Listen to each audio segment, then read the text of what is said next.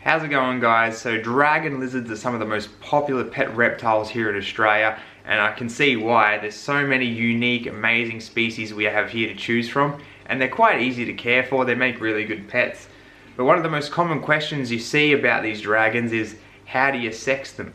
Is mine a boy or a girl? Especially with a lot of bearded dragon keepers out there. So in today's video, we're going to go over different sexing methods for these guys. Ones that anyone can do that aren't invasive and are very accurate. So let's get into it. So Agamids, aka dragon lizards, are a lot like many other kinds of reptiles in that keeping more than one male together can often result in issues, fighting, dominance, all sorts of problems. So it's always best to understand what sexes you have living together if you're cohabiting them. So we're quite lucky with a lot of dragon lizards because most of them are actually quite sexually dimorphic. So what does that mean? Basically, there's morphological or physical differences you can see on the body on the outside that can distinguish male from female.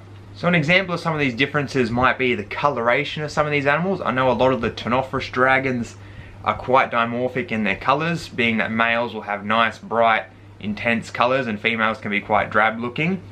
As well as morphological differences, like in bearded dragons, often males have much larger heads, and oftentimes a lot of these dragons in the males, they grow a lot larger in general. But unless you have a species of dragon that has clear sexual dimorphism in its color, it can be a bit hard to tell just by looking at it if it's a male or female based on its morphology and size of its head, etc. Brings us on to our first sexing method. This one's quite popular in the bearded dragon community because it's really simple and easy to do. And that is checking for hemi-penal bulges. So the process of this one is really simple. You're basically looking underneath the tail here, right at the cloaca, just behind, and there'll be some lumps there. You got to bring the tail forward like this and examine. And a female will have just a lump in the middle or not much there at all, and males will have two long sort of bulges on either side of the tail. I'll put up some pictures now so you can see. It's really quite easy to do, but yeah, I find it helps if you bend the tail back a bit, not too much. You want to not hurt the animal, and just examine for those bulges. So that method works quite well, and it works on a lot of different species I've found, but the main problem with it is when animals are young, it can be really hard to see the bulges and see if they're there. So you sort of have to wait till the animals are a bit older so you can more clearly see it. So that brings me on to my next method, the HTI or illumination or torch sexing. So this works really well on majority of Australian dragons, and it works great on babies too. So this is how I sex all my baby Boyd's forest dragons before I send them off for sale. People often ask, how do you sex them so young like that? It's extremely easy. I use a little pen torch like this. For larger animals, you're going to want to use a bigger, stronger light. And basically it's going to be the same spot as the hemipenal bulges where you check for that. So it's really simple. You just get your torch and you put it on top of the tail there, or sometimes you can go from the side. So you put it on top of the dragon like that, and you look from underneath and you see if you can see the hemipenal blood vessels if it's a male. So it'll show two red lines in the spot where your hemipenal bulges would be for a male.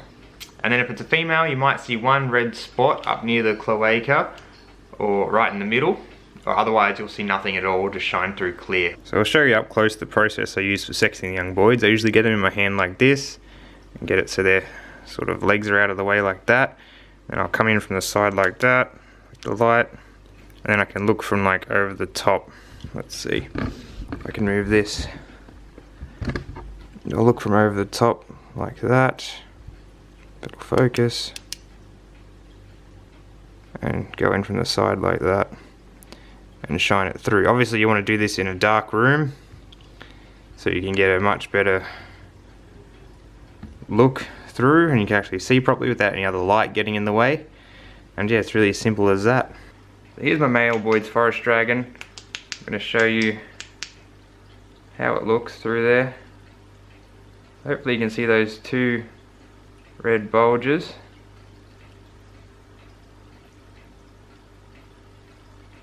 As we shine it through. You can sort of see them on the outside there. A bit faint to see. There we go. There you can see it. So on an adult dragon like this, they look like just two dark lines, but on a little baby, they look like two bright red lines. And yeah, obviously I'm not in total darkness right now, so it's a bit harder to see, but that's the basic principle of it. It's really easy. The hardest part is getting the animal to stay still. So for the adult dragons like that, I'll use something a bit more stronger and brighter, like this high-powered LED torch. For the babies and that, I just use that little pen torch and it works great. The only downside to this method is that it's a bit harder to see anything in there if the animal's in shed. So you have to wait till they stop shedding to make it the easiest possible way to see through. So back to a bit of the visual sexual dimorphism in some species. I'm going to talk about the Boyd's forest dragons here as adults. This is a young adult here, female, and females have basically less exaggerated spines. I had the male out just before. He had these big crests, big huge spines all down his back, and on the face here the females also have smaller little spines there. So that's a general trend. Male dragons are usually prettier looking across the board. Some species they might look pretty similar, but yeah, in ones that are mostly sexual dimorphic, males will be the prettier looking ones and usually bigger too. Just like here in the Boyd's forest dragons, females have a smaller head, whereas the males got that big brown arrowhead, big and buffy. So the only other main visual cue in sexing these dragons only works in a few dragons because not all dragons have them, and that is the preanal and femoral pores. So what these are is along the inside of the leg here and in front of the vent. Some dragons have these little pores and they use them to secrete different pheromones and things like that, or scents to mark territories, all that sort of things. We're not exactly sure all their uses, but some dragons have those, and in the dragons that do, males will generally have more developed and larger ones compared to females, and sometimes females even have less. But not all dragons have that, so it's not the best thing to really go by on sexing the dragons. I just thought I'd mention it. But those other two methods I showed you, with the Hemi penal bulges and then the illumination through the tail, those are the main two methods I use, and they work great across the board for majority of the dragons that are around.